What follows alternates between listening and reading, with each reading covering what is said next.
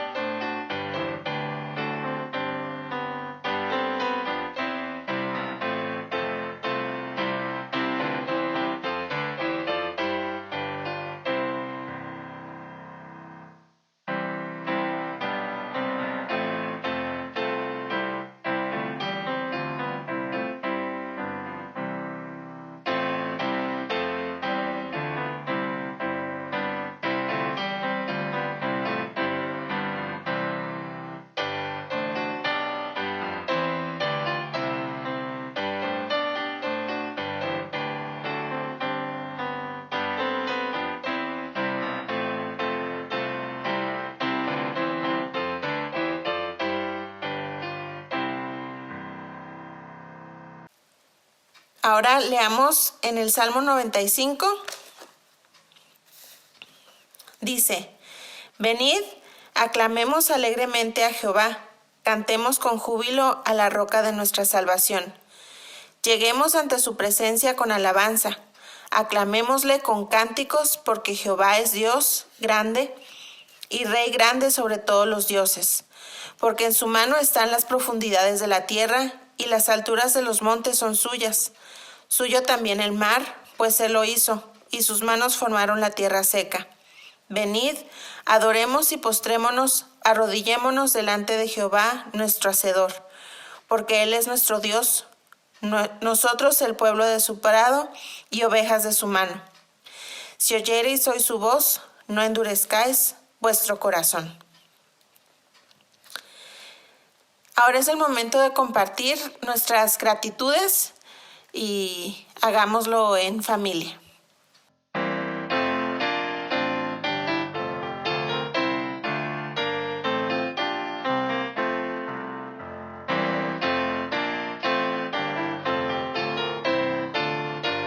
Tengamos una oración de gratitud. Padre Celestial, estamos delante de ti con corazones agradecidos porque podemos sentir tu mano de amor, de cuidado en nuestras vidas. Gracias, Señor, porque tú estás en nuestros hogares y sabemos que tú nos proteges. También, Señor, nos das siempre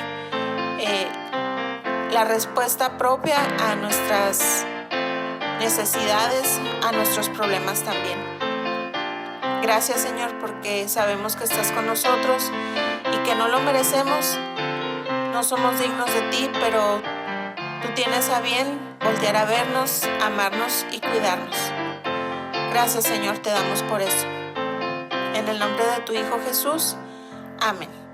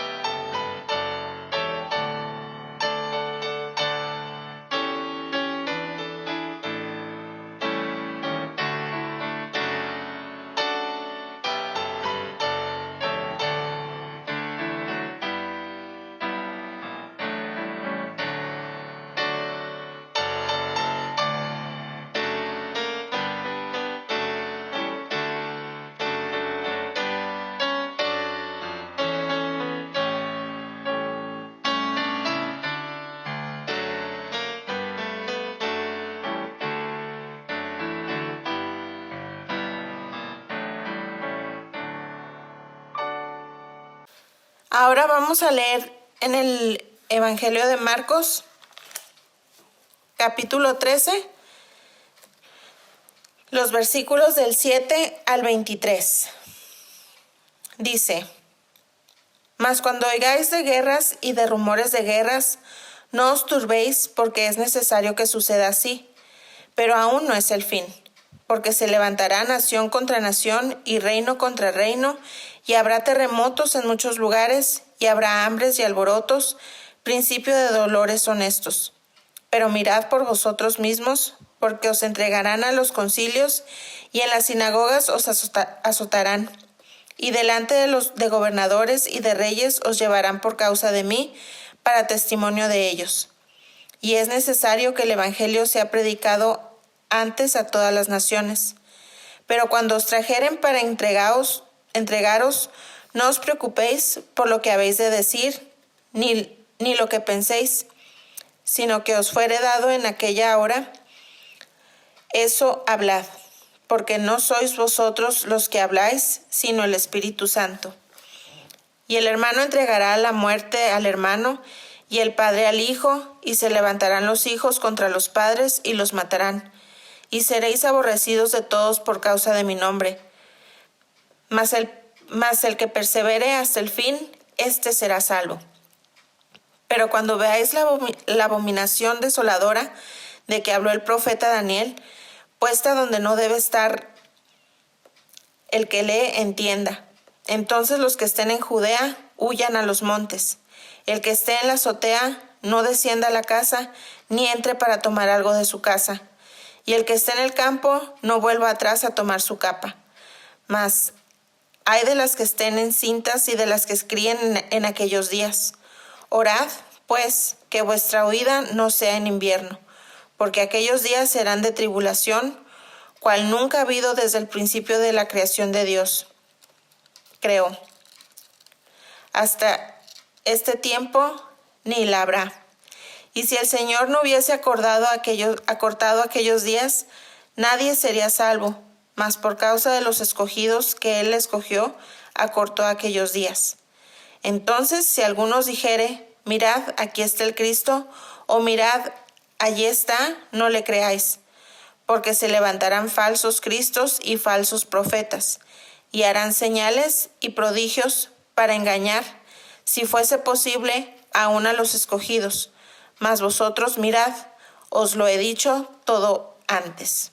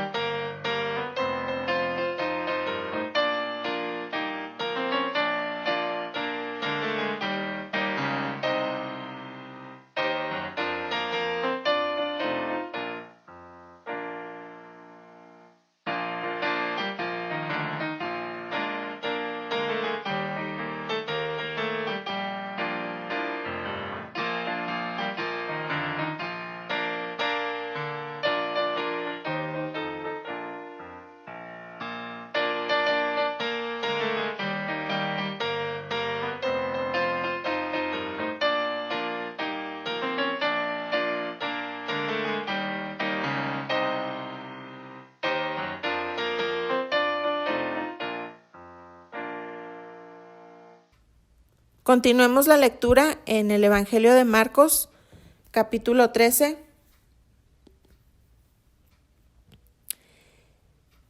Ahora leeremos del versículo 24 al 37. Dice, pero en aquellos días, después de aquella tribulación, el sol se oscurecerá y la luna no durará su resplandor, y las estrellas caerán del cielo, y las potencias que están en los cielos serán conmovidas. Entonces verán al Hijo del Hombre, que vendrá en las nubes, con gran poder y gloria. Y entonces enviará a sus ángeles y juntará a sus escogidos de los cuatro vientos, desde el extremo de la tierra hasta el extremo del cielo. De la higuera aprended la parábola.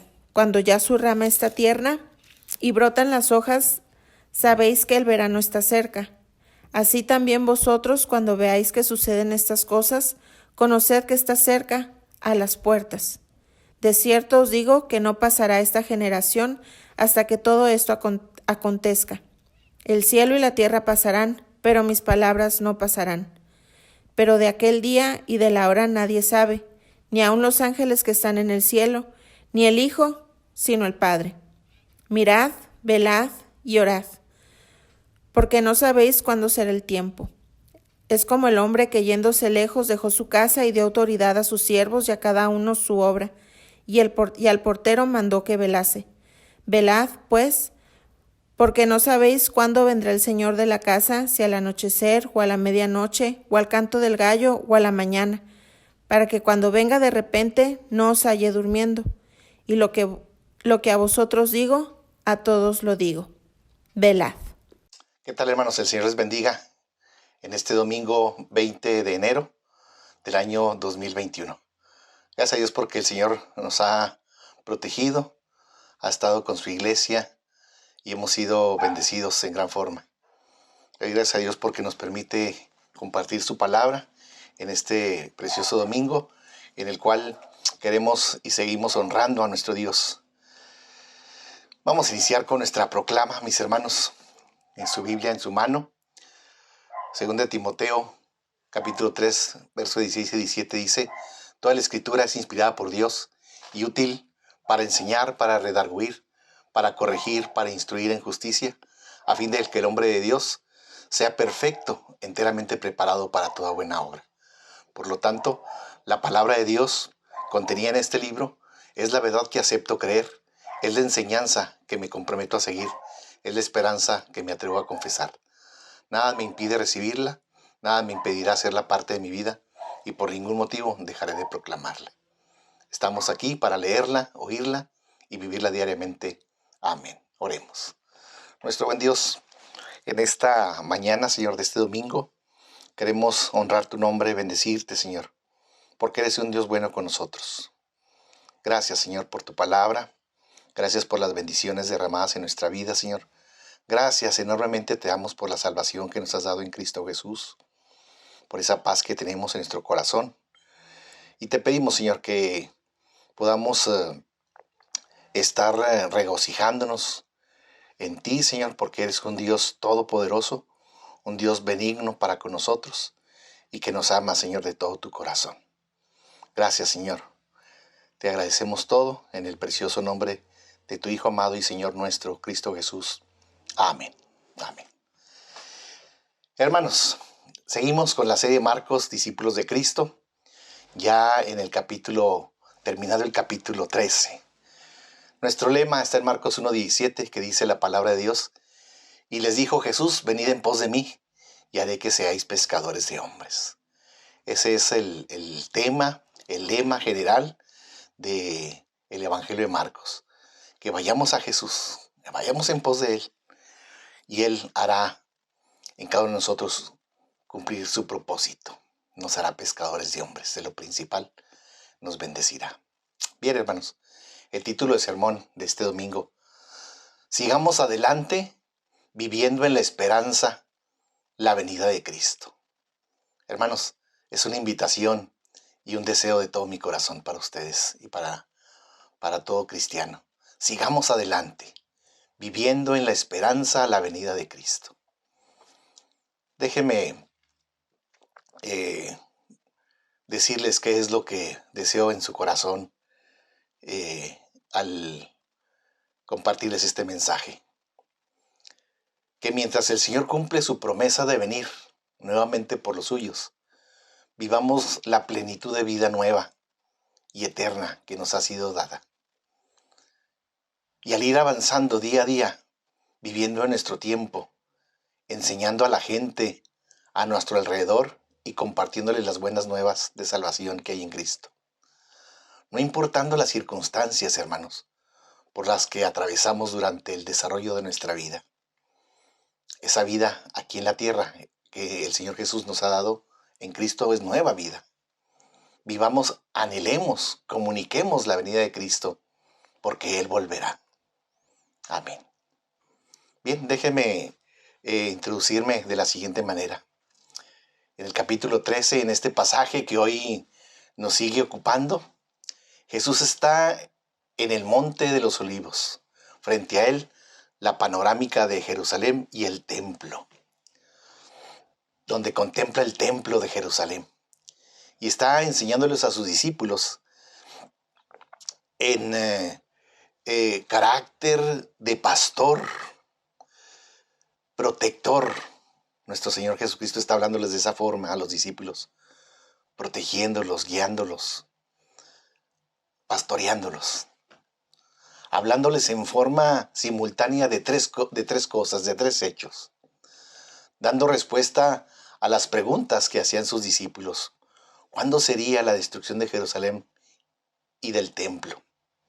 La cual sucedió, ya dijimos, hace en el año 70 después de Cristo. Y da respuesta a la pregunta que le hacen sus discípulos. ¿Cuándo será ese tiempo de la segunda venida? Y en tercero, les dice el Señor, ¿cuándo será el fin del mundo? Por lo que hoy nos ocuparemos en los tiempos viendo las respuestas que Jesús hace a sus discípulos con el propósito de guiarnos, de cuidarnos, de pastorearnos, de apercibirnos, hermanos, para cuando estos tiempos y eventos sucedan. Por lo que proseguimos adelante viviendo en la esperanza de la venida de Cristo. Vivamos preparándonos y diciendo al mundo que Cristo viene y viene pronto. Porque es urgente que el pueblo de Dios predique la palabra y hable a la gente del arrepentimiento de sus pecados y de la fe en Cristo. Y así reciban y acepten a Jesús como Señor y Salvador de sus propias vidas. Solo así serán parte del reino y miembros de la familia de Dios. Por lo que Jesús regresará con todo poder y autoridad para establecer su reino con la multitud de santos redimidos, salvos por Él. Ya Jesús nos lo dijo, sus enseñanzas en cuanto a qué señales habríamos de tomar en cuenta y qué sería, eso sería como el principio de dolores, pero aún no sería el fin.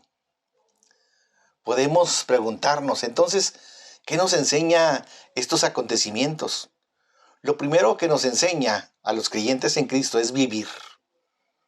La enseñanza, cuando el Señor Jesús habla del fin de los tiempos, es para que atesoremos y vivamos en plenitud la vida que Él nos proporciona. Por lo que prosigamos adelante viviendo en la esperanza a la venida de Cristo. ¿Y cómo es el vivir del cristiano en este paréntesis de tiempo? Entre su llegada a la tierra, cuando Él vino a nacer aquí, su sacrificio, muerte, su resurrección y después su segunda venida. Ese paréntesis de tiempo en esta tierra, ¿cómo es el vivir? La respuesta a esta pregunta es: prosigamos adelante, viviendo en la esperanza la venida de Cristo. Porque el Señor vendrá. Jesús ya lo dijo, cumplió al venir a este mundo, dar su vida en sacrificio por amor a nosotros, morir en la cruz del Calvario, morir en la cruz por nuestros pecados y saldar nuestra cuenta con Dios. Cumplió al vencer la muerte y resucitar de entre los muertos, y con esto darnos vida juntamente con Él. Jesucristo cumplió, hermanos, por lo que vendrá otra vez. Él cumplirá su promesa. Por lo que vayamos y conozcamos las respuestas que nuestro Señor Jesús da a sus discípulos. Conozcamos la respuesta que nuestro Señor Jesús da a sus discípulos. En primer lugar, la respuesta a la destrucción del templo. La pregunta está en la forma en que uno de los discípulos le dice a Jesús: mira qué piedras y qué edificios. Por lo que Jesús respondiendo le dijo: ¿ves estos grandes edificios? No quedará piedra sobre piedra que no sea destruida. Marcos 13, versículo 1 y 2. Después de esto, Jesús da una respuesta muy específica citando lo que no era señal, como los terremotos, guerras, rumores de guerras, etcétera, etcétera. Pero sin duda alguna, da una señal muy clara, y más clara la escribe Marcos entre paréntesis: el que le entienda. Vayamos allá a Marcos 13, versículo 14. Voy a leer desde el 14 hasta el 18. Pero cuando veáis la abominación desoladora de que habló el profeta Daniel, puesta donde no debe estar, el que le entienda, entre paréntesis. Entonces los que están en Judea huyan a los montes. El que esté en la azotea no descienda a la casa, ni entre para tomar algo de su casa. Y el que está en el campo no vuelva atrás para tomar su capa. Mas ay de las que están encintas y de las que críen en aquellos días. Orad pues para que vuestra huida no sea en invierno, porque aquellos días serán de tribulación, cual nunca ha habido desde el principio de la creación que Dios creó hasta ese tiempo, ni la habrá. el Señor les dio una señal antes de que Jerusalén fuera sitiada y arrasada por los romanos. Esa era la señal. Ese sitio que, comandado por Tito, hijo de Vespasiano, ¿se acuerdan? Quien marchó a Roma para tomar posesión del poder como emperador, encargando a Tito la encomienda del exterminio de los judíos. Esto ocurrió en el año 70. Jesús lo profetizó 40 años antes y se cumplió. La señal fue el horrible sacrilegio. Se refiere en el libro de Daniel a Antíoco Epifanio, quien era en el año 168 a.C., levantó un altar al dios griego Zeus, pero dentro del templo de Jerusalén. Luego degolló un cerdo en el lugar santo, para después matar a cientos de judíos. Jesús profetizó que ocurriría otra vez al final de los tiempos, la abominación desoladora. Y ocurrió en el año 70. Los romanos mataron en el lugar santo, que no debían, dice, el lugar que no debían, mataron a rebeldes judíos en el templo, entrando con su águila simbolizando la victoria romana. Su escudo simbolizaba la victoria romana en el lugar santísimo. Esto era lo que profetizó en el año 33 Jesús a sus discípulos. Jesús, después de estar con sus discípulos ahí en el monte y viendo a Jerusalén, ya vamos a ver después su sacrificio, su muerte y su resurrección. Jesús, años más tarde, profetizó, ¿verdad? Lo que Jesús les dijo a sus discípulos se cumplió, en el año 70. Los cristianos recordaron las palabras de Jesús y huyeron del sitio de Jerusalén y se salvaron. La obediencia trae bendición. Recordaron lo que Jesús 40 años antes les había dicho a los discípulos, vieron el sitio de Jerusalén por los romanos y huyeron de Jerusalén. Los cristianos se salvaron, pero los judíos fueron destruidos. Jerusalén vio el templo saqueado y quemado, destruido en su totalidad, no dejando piedra sobre piedra. Fue terrible. Muriendo, según el historiador Josefo, más de 1 millón de judíos en una masacre sangrienta y cruel sin precedentes. Mujeres, niños, ancianos por igual fueron asesinados y los que sobrevivieron esparcidos por toda la tierra. Por lo que así se cumplió la parábola también de la viña, ¿se recuerdan? El dueño aquel que arrendó a unos labradores malvados su viña y le entregó a otro porque le quedaron mal. Estos labradores malvados que mataron al hijo, lo echaron fuera de la viña. Lo mismo que pasó con el Señor Jesús, fue sacado de Jerusalén y crucificado fuera de Jerusalén, fue sacado de la viña. Pero estos malvados fueron castigados severamente por tanta maldad. Así el tiempo llegó y 40 años más tarde Jerusalén y el templo fueron destruidos por los romanos. Mas los discípulos de Cristo, su iglesia, fueron salvos de esta destrucción, cumpliéndose Mateo 16:18. Mas las puertas del Hades no prevalecerán contra ella. En segundo lugar, hermanos, la siguiente respuesta de Jesús a las preguntas, ¿cuándo serán estas cosas y qué señal habrá cuando todas estas cosas hayan de cumplirse? La respuesta a cuándo sería la destrucción del templo, el Señor la dijo, anteriormente ya vimos. Además de la señal de la abominación desoladora. Les fue dicha en Marcos 13:30, de cierto os digo que no pasará esta generación hasta que todo esto acontezca. Fecha de una generación son 40 años. Jesús lo dijo a sus discípulos en el año 33 y se supone que serían en el año más o menos 70 o 73. Para más exactitud de los tiempos verán la señal del sitio de Jerusalén. Por los ejércitos romanos rodeando a Jerusalén era la señal para huir, hermanos. Dejar la ciudad. Ya dijimos que solo los cristianos se salvaron, salieron en obediencia a Jesús. Por lo que ahora en los versículos 32 y 33, Jesús responde a cuándo será su segunda venida. Por lo que textualmente dice la palabra, pero aquel día y la hora nadie sabe. Repito, pero aquel día y la hora nadie sabe. Ni aun los ángeles que están en el cielo, ni el Hijo, sino el Padre. Mirad y velad, porque porque no sabéis cuándo será el tiempo. Mis queridos hermanos, más claro que el agua, Jesús les responde, nadie sabe. Así es que no nos preocupemos. Nadie sabe ni el día ni la hora. No nos preocupemos, sino que vivamos, prosigamos adelante viviendo en la esperanza la venida de Cristo. ¿Cómo vamos a vivir? Velando y llorando. Vivamos no preocupados, sino ocupados. La palabra de Dios nos dice en Jeremías 29:29, las cosas secretas pertenecen a Jehová nuestro Dios, mas las reveladas son para nosotros y para nuestros hijos para siempre, para que cumplamos todas las palabras de esta ley. Jeremías 29:29, precioso pasaje.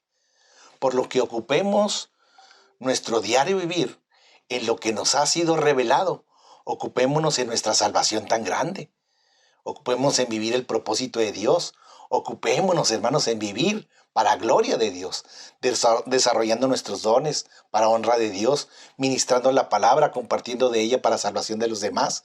Ocupémonos, hermanos, en extender el reino de Dios, ocupémonos en crecer en el conocimiento y la gracia de nuestro Señor Jesucristo.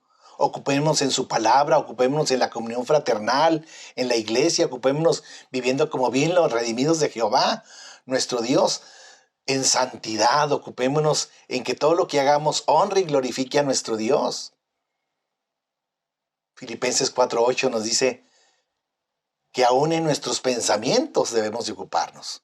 Por lo demás, hermanos, todo lo que es verdadero, todo lo honesto, todo lo justo, todo lo puro, todo lo amable, todo lo que es de buen nombre, si hay virtud alguna, si algo digno de alabanza, en esto pensad. Ocupémonos en eso, hermanos. Dejemos de preocuparnos y de hacernos daño con nuestros malos pensamientos. Ocupémonos, hermanos, en vivir en amor. Ama con todo tu corazón, con toda tu alma y con toda tu mente y con todas tus fuerzas. Amemos al Señor y a nuestro prójimo. Prosigamos adelante viviendo en la esperanza a la venida de Cristo. ¿Qué nos separará del amor de Cristo, hermanos? ¿O qué nos distraerá del amor de Cristo? Que no nos distraiga la tribulación, ni la pandemia, ni angustia o persecución, ni la enfermedad, ni hambre o desnudez o peligro o espada, ni la muerte, ni la vida, ni ángeles, ni principados, ni potestades, ni lo presente, ni lo porvenir, ni lo alto, ni lo profundo, ni ninguna otra cosa creada nos pueda separar. Pues si vivimos para el Señor, vivimos. Y si morimos para el Señor, morimos. Sea pues que vivamos o que muramos, somos del Señor. Hermanos, somos del Señor. Nada ni nadie nos podrá separar del amor de Dios, que es en Cristo Jesús, Señor nuestro. Y la iglesia dice, amén. Vamos al siguiente punto, hermanos. En tercer lugar, hermanos, los finales de los tiempos y la gran tribulación. Vamos a ocuparnos ahorita de los finales de los tiempos. Porque en los tiempos finales, hermanos, en el fin de los tiempos, la iglesia estaremos con Jesús. Pero estaremos alertas, velando, atendiendo las instrucciones del Señor dadas a sus hijos en la palabra. Leamos el versículo 5 y 6 de Marcos 13. Jesús comenzó a decirles, mirad, que nadie os engañe. Muchos vendrán en mi nombre diciendo, yo soy el Cristo, y engañarán a muchos. Encontramos que esta fue una advertencia constante contra los falsos cristos. Algunos podrían pensar que este no es un peligro en la actualidad. Yo creo que es muy pertinente justamente para nuestra época, para nuestros tiempos. Hay ciertas ideologías que proclaman a un Cristo que no es el Cristo de la Biblia, hermanos. De acuerdo con esas ideologías, Cristo no es Dios, que no nació y vino a la tierra, nunca realizó milagros, no derramó su sangre por los pecados del mundo, no resucitó físicamente de los muertos, no ascendió a los cielos y no vendrá otra vez al mundo en forma corporal. Estos que creen eso no creen en Cristo, son los anticristos. Realmente en la Biblia no se encuentra ningún Jesús como ese.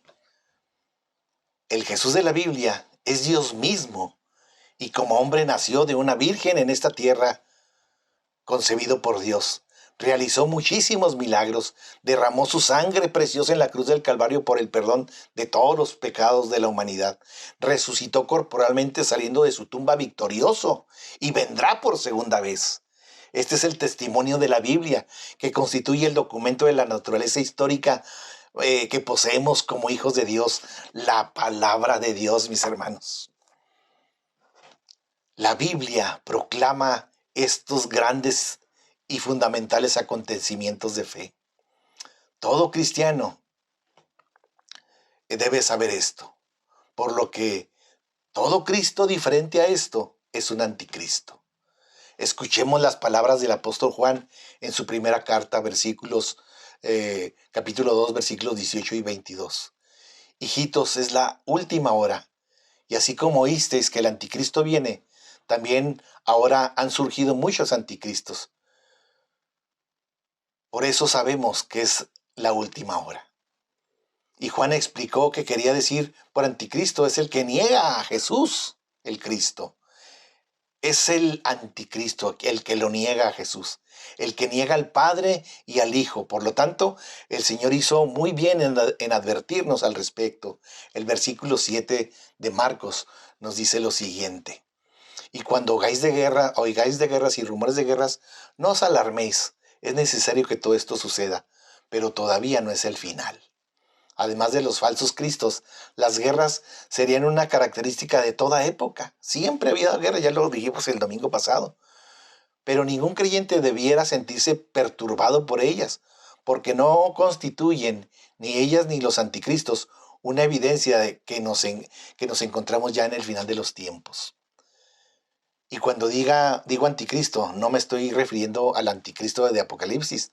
Todos esos anticristos apuntan hacia ese anticristo final. Dice el versículo 8 de Marcos, porque se levantará nación contra nación y reino contra reino, y habrá terremotos en diversos lugares, y habrá hambres. Esto solo es el comienzo de dolores. Por una parte, el ser humano cree haberse convertido por los avances de la ciencia en un ser muy civilizado, según esto, muy racionalistas. Y por otra parte, ha descubierto que está contaminando y destruyendo la Tierra, el mismo hombre, convirtiéndola en un planeta inhabitable. Y dentro de no mucho tiempo, a menos que controle la explosión demográfica y todos sus demás cosas que deterioran al mundo, sabrán lo que es la muerte por hambre a grande escala. Es por eso que se ha oído mucho de los nuevos órdenes mundiales y que están haciendo esto y esto otro. Hermanos, no temamos, no temamos. Esos son principios de dolores. Así que la Biblia predice que vendrán aflicciones, violencia, hambre. Y resulta interesante que este libro, que muchas personas han despreciado, es tan exacto en todas sus descripciones y predicciones, la Biblia. En una época se pensó que la ciencia podría resolver los problemas del mundo. Ahora sabemos que ha creado problemas que ni la misma ciencia ni los seres humanos pueden solucionar. Se han estado quebrando la cabeza para lo del coronavirus. El mismo hombre, a través de la ciencia, no ha podido dar con bola. Quiere el Señor que les dé sabiduría para que puedan encontrar el mal contra esto. Incluso Bernard Shaw es un ateo radical. Tuvo que decir, la ciencia a la cual deposité mi fe ha fracasado. Por lo que estamos contemplando aquí a un ateo que ha perdido su fe. ¡Qué tragedia! Tremendo. Por eso creo que estas realidades caracterizan al fin de los tiempos. Continuemos leyendo el versículo 9 y 10. Dice la palabra, pero estad alertas, porque os entregarán a los tribunales y seréis azotados en las sinagogas y compareceréis delante de gobernadores y reyes por mi causa, para testimonio de ellos. Pero primero, el evangelio debe ser predicado a todas las naciones. Bien, hermanos, en mi particular y humilde forma de pensar, creo que el escritor está contemplando a la iglesia en esta situación. por evangelio, él quiere decir lo siguiente, Marcos quiere decir lo siguiente, el evangelio del reino. Este es también el evangelio de la gracia. No es que haya dos evangelios. El evangelio del reino es en efecto una faceta del evangelio de la gracia. La salvación en cualquier época tiene lugar por la gracia de Dios. Y Dios nunca ha presentado a los seres humanos más que un solo mediador, la salvación por medio de Cristo, que es a través de su sangre derramada en la cruz del Calvario. Por lo que el Evangelio del Reino enfatizará el mensaje de aquel reino de los cielos que está cercano. En otras palabras, hermanos, el Rey está por llegar. Y ese mensaje precioso será proclamado en los días futuros, durante el periodo llamado la Gran Tribulación. Pero no nos preocupemos. En ese tiempo, la iglesia ya no va a estar aquí. Habremos partido con el Señor. Ya no estaremos en la Gran Tribulación. Hablemos un poco de la tribulación. Hermanos, por último, hablemos un poco de la Gran Tribulación.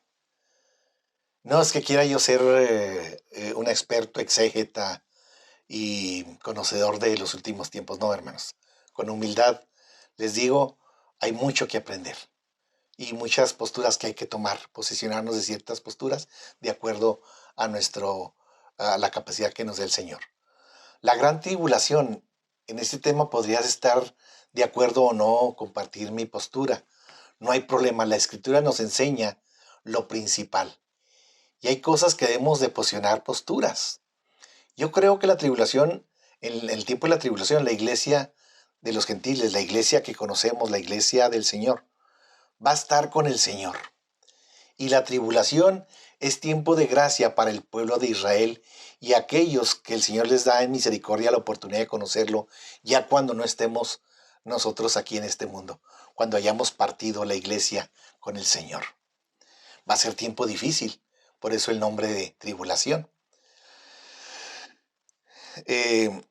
Pero en ese tiempo se predicará la salvación en Cristo Jesús también, y muchos serán salvos, y serán tiempos muy difíciles. Vamos a ver qué dice Marcos 13, versículo 11. Y cuando os lleven y os entreguen, no os preocupéis de antemano por lo que vais a decir, sino que os sea dado en aquella hora, eso hablad, porque no sois vosotros los que habláis, sino el Espíritu Santo.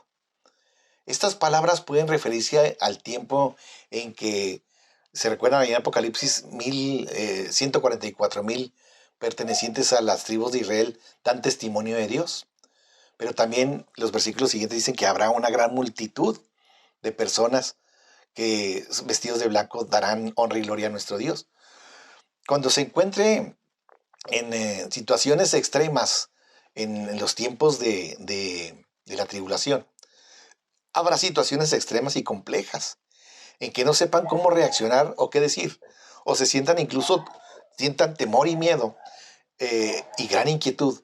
Entonces el Espíritu Santo les guiará hablando por intermedio de ellos y podrán expresar con claridad y valentía.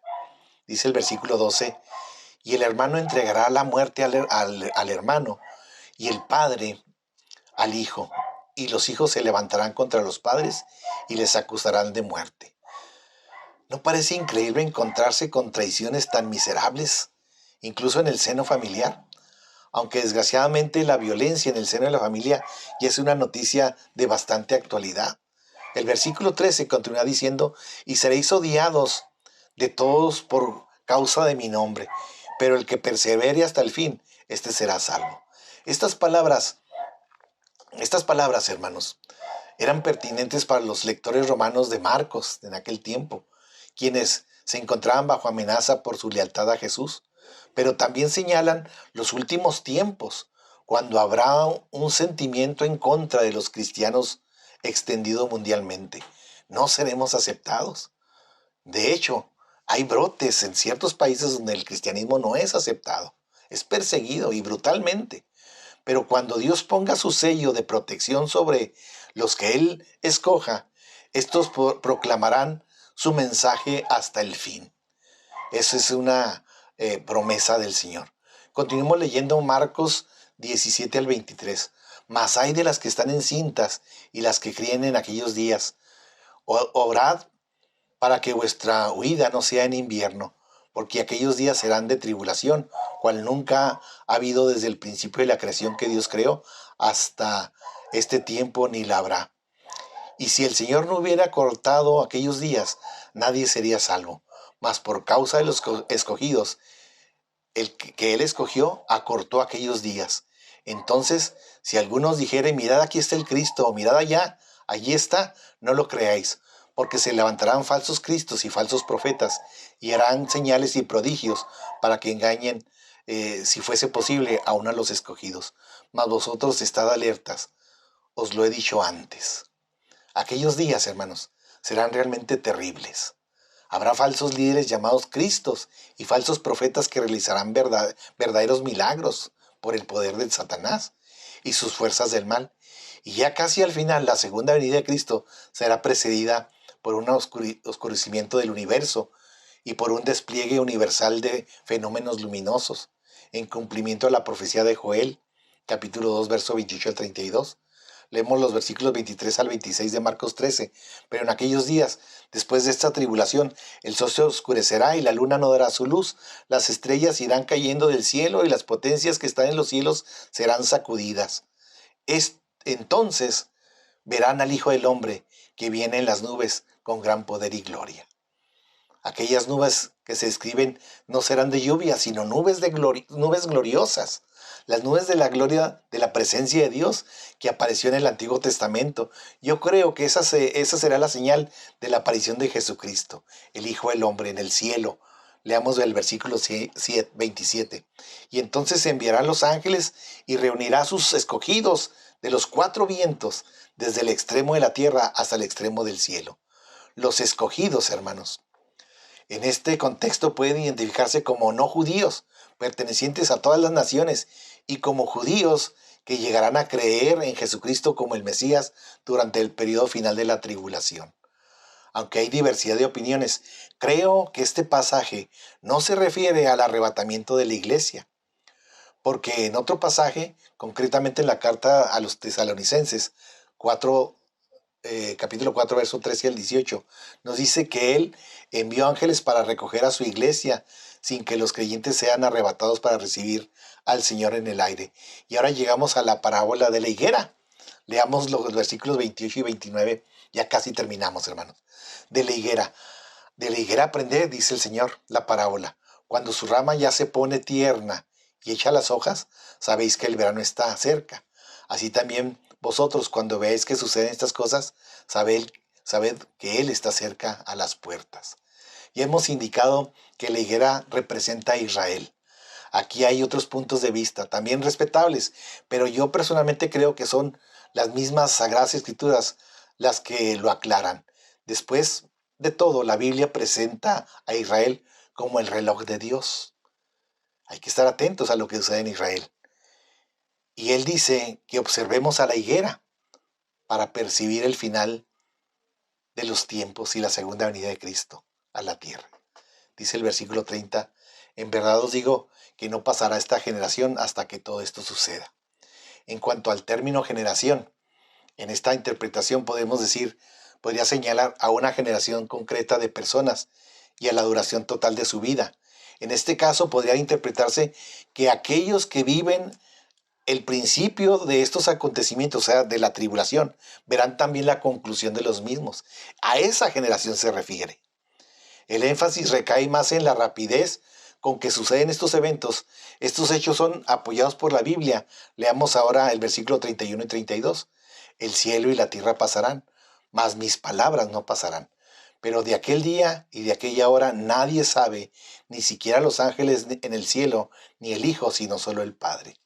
Hay que reconocer que este último versículo es difícil de interpretar. Jesucristo es Dios, por lo que en este aspecto no hizo de su divinidad uso como cosa que aferrarse, ya que Jesús, no olvidemos que Marcos presenta a Jesús como el siervo, y como bien dijo Jesús en el Evangelio de Juan 15:15, El siervo no sabe lo que hace su Señor. El carácter de Jesús como siervo representa la forma más típica y verdaderamente humana de su naturaleza como hombre. Como dijo la carta de Pablo a los Filipenses 2:7, Él asumió en forma de siervo. Cuando se hizo hombre, se limitó a sí mismo para ser semejante a nosotros. Leemos el versículo 33 de Marcos. Estad alerta, velad, porque no sabéis cuándo es el tiempo señalado. La actitud propia del pueblo de Dios de todas las épocas al enfrentarse con el futuro profético deberá ser de vigilancia y oración. Finalmente leemos el versículo 34 al 37, que el Señor dice, es como un hombre que se fue de viaje y al salir de su casa y a sus siervos dejó a sus siervos encargados, asignándoles a cada uno su tarea y ordenó al portero que estuviera alerta. Por tanto, velad, porque no sabéis cuándo viene el Señor de la casa, si al atardecer o a la medianoche, o al canto del gallo o al amanecer. No sea que venga de repente y os halle dormidos, y lo que vosotros digo, a todos lo digo. Velad, repito, y lo que a vosotros digo, a todos lo digo. Velad. Esta palabra, hermanos, esta parábola concluye el relato de Marcos sobre el discurso de Jesús a sus discípulos en el Monte de los Olivos frente a Jerusalén. Jesús la aplicó a sí mismo en relación a su segunda venida, ante la cual Él ha advertido a su pueblo sobre su responsabilidad. Además de las tareas de vigilancia y oración, habría que añadir la de estar trabajando activamente, viviendo en la esperanza de su regreso. Hermanos, viviendo en la esperanza de su regreso. Estas instrucciones son para mí y para ti, aunque la vigilancia sea diferente. Tú tienes un llamado, yo tengo otro. Uno puede vigilar con ansiedad y con temor, pero el Hijo de Dios ha de vigilar esperando, motivado por la bendita esperanza, la aparición gloriosa de Cristo, persistiendo, amando, guardando y compartiendo su palabra, testificando al mundo, en comunión con la iglesia los unos con los otros, adorando y alabando a nuestro Dios en el Señor, en el templo y en las casas. Por lo que esta es una actitud de gozo, de gozosa expectativa, hermanos. Por lo tanto, su iglesia, a la cual Cristo Jesús amó y se entregó a sí mismo por ella, debe vivir en santidad, pues la ha purificado en el agua, en el lavamiento por la palabra, a fin de presentársela a sí mismo una iglesia gloriosa, que no tuviese mancha, ni arruga, ni cosa semejante, sino que fuese santa y sin mancha. Por lo que esta es la forma en que debemos de vivir la esperanza de la venida de Cristo el Señor. Amén y amén. Vivamos entonces en santidad y en obediencia. Hermanos, el Señor viene. Dios los bendiga. Amén.